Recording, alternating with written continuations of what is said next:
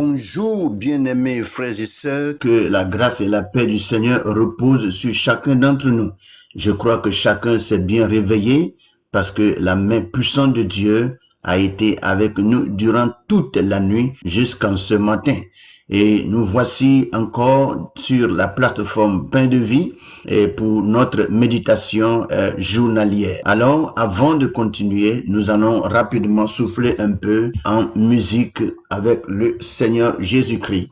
Il n'y a personne qui soit comme Jésus. Il n'y a personne qui soit comme Jésus.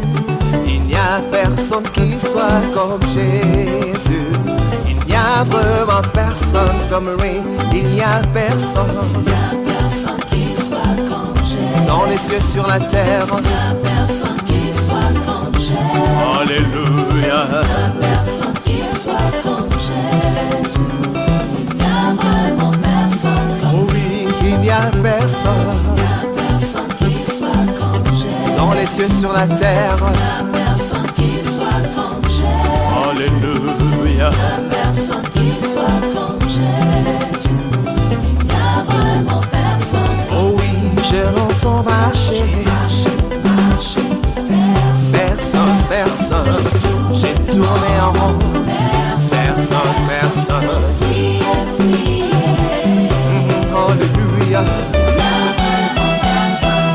Voilà, bien-aimés frères et sœurs, que le Seigneur nous bénisse abondamment et que toute sa grâce se repose sur la vie de chacun d'entre nous. Après que nous ayons passé un bon moment de louange pour rafraîchir notre esprit et préparer notre cœur, nous allons sans trop tarder prendre la Bible dans le livre de Cantiques chapitre 4 et nous allons lire aujourd'hui à partir du verset 10 au verset 12. Et notre lecture se portera sur la version Louis II.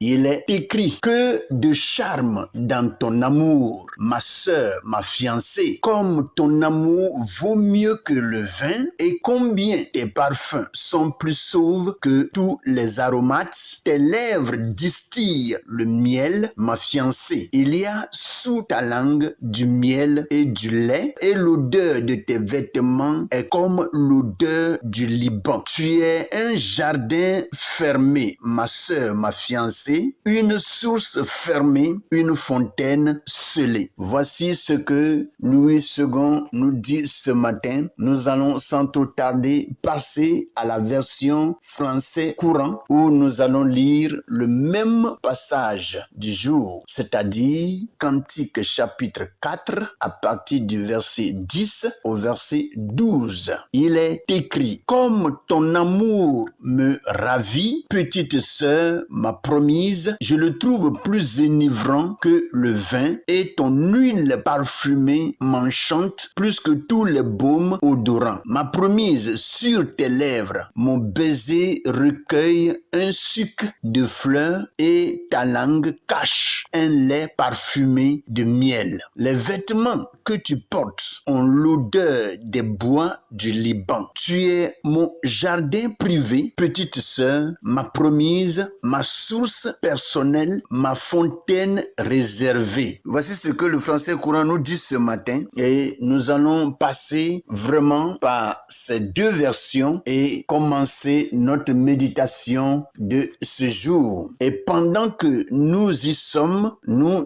allons tous ensemble passer à la méditation de ce matin. Alléluia. Bien avant cela, je viens vous dire que le thème de cette prédication de ce matin s'intitule « La douceur de l'amour qui comble le cœur de Dieu ». Nous aurons à traiter ce thème sur 3 points différents. Le premier point, un amour précieux aux yeux de Dieu. Le deuxième point, une bouche qui répand la douceur. Le troisième point, un jardin fermé, une source scellée. Et à la fin de cela, nous aurons à faire une petite prière pour clôturer notre méditation de ce jour. Rapidement, nous passons au point 1. Un amour précieux aux yeux de Dieu. Le bien-aimé exprime combien l'amour de son épouse a plus de valeur que le vin, symbole de joie et de fête. Ainsi, le Seigneur prend plaisir à l'amour sincère que nous lui portons. Notre affection, même imparfaite, touche son cœur plus que tout ce que le monde peut offrir. Dieu, en réalité, n'attend pas un amour parfait de notre part avant de nous bénir et de nous soutenir. Si quelque part l'homme, la créature de Dieu que nous sommes, nous pouvons aimer le Seigneur et lui donner notre cœur afin qu'il puisse en réalité se réjouir dans notre vie, vous allez voir que sa vie en nous est plus que tout ce que le monde peut nous donner. En point 2, une bouche qui répand la douceur, les lèvres qui distillent le miel et le lait évoquent des paroles de vérité, de grâce et de réconfort. Le croyant uni au Christ devient une source de douceur pour son entourage. Et comme je suis en train de le dire, les lèvres qui distillent le miel et le lait évoquent les paroles de vérité, de grâce et de réconfort. Dans la bouche du chrétien, nous devons plus demander à ce que Dieu nous utilise à dire la vérité et à être en réalité un réconfort pour tout ce qui nous entoure. Alléluia. Et il est dit aussi que le croyant uni au Christ devient une source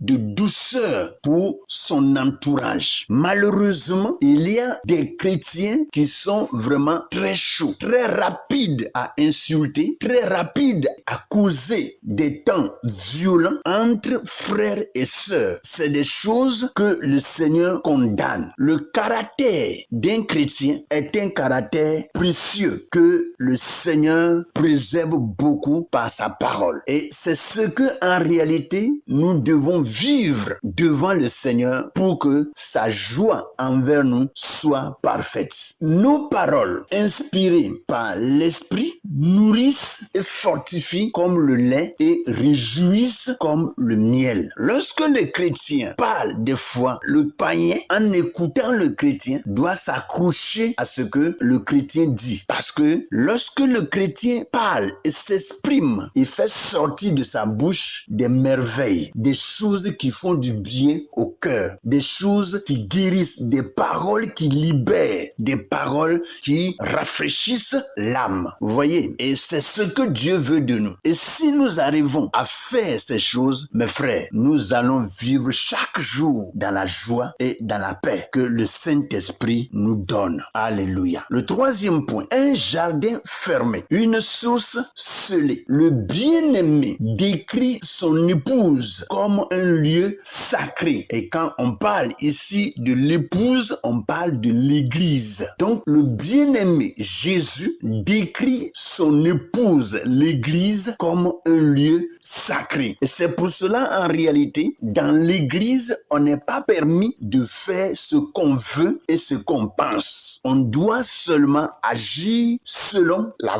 volonté de Dieu et selon le plan de l'Éternel. Tout ce qui serait contre la volonté de Dieu ne doit vraiment pas se nommer dans l'église de Dieu. Mis à part pour Dieu seul, cette image traduit la consécration et la fidélité. Mais bien aimés frères et sœurs, il y a lieu en réalité d'être fidèle à Dieu. Il peut avoir des hauts et des bas, mais ne restons pas sur le bas pour ne vraiment pas continuer avec le Seigneur. Je le dis très souvent que malgré les situations, l'homme, même si tu tombes, tu dois te relever et continuer ta marche. Car il est dit, un enfant tombe-t-il sans se relever? Et c'est pour cela, lorsque un chrétien parvient à se dire, je suis fatigué, je n'en peux plus, Dieu n'est plus pour moi, alors il faut dire que tu t'es creusé ta propre tombe. Alors, il n'est vraiment pas bien d'abandonner,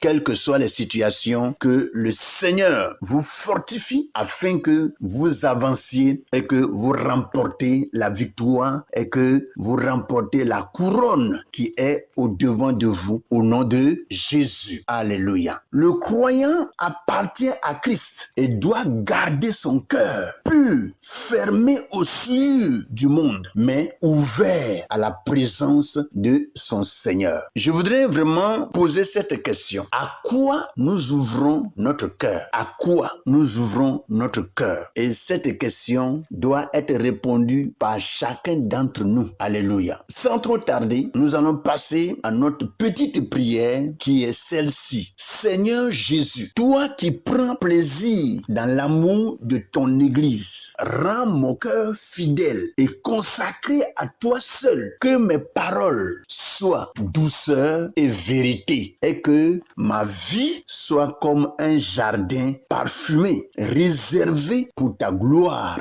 au nom puissant de Jésus-Christ. Et nous disons tous Amen. Bien-aimés frères et sœurs, nous voici à la fin de notre méditation, mais j'encourage chacun d'entre nous à continuer à lire ce message et laisser le Saint-Esprit nous enseigner et nous donner de plus amples leçons. Que le Seigneur nous bénisse. Passez une bonne et merveilleuse journée avec le Seigneur Jésus. Amen.